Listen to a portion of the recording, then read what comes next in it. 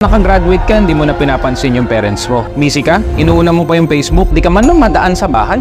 Ano yan? Porket graduate ka na, wala ka nang pakialam. Alam mo, bilang anak, dapat ang suporta mo sa magulang mo hindi natatapos. Hindi ko sinasabi na magbigay ka ng pera at ubusin mo yung pera mo. Hindi ko sinasabing obligasyon mo yan.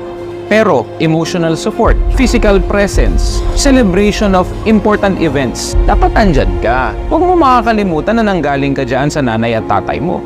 Sana huwag mong nakakalimutan na nagpakahirap sa buhay yan para maitaguyod ka. Sana naman kahit presensya mo, oras mo na ibibigay mo. Hindi yung inuuna mo pa yung ML, ang parents mo tumatanda tas wala kang pake. Kung masasabi ko, ingrato ka pag ganyan. Bigyan mo ng oras, bigyan mo ng pagmamahal. Kasi tatandaan mo, magulang mo yan. Sa boyfriend, pwede ka magkaroon ng bago. Sa girlfriend, pwede ka magkaroon ng bago. Kapatid, pwedeng madagdagan. Pero dadalawa lang ang magulang, kaya magbigay ka ng suporta sa kanila.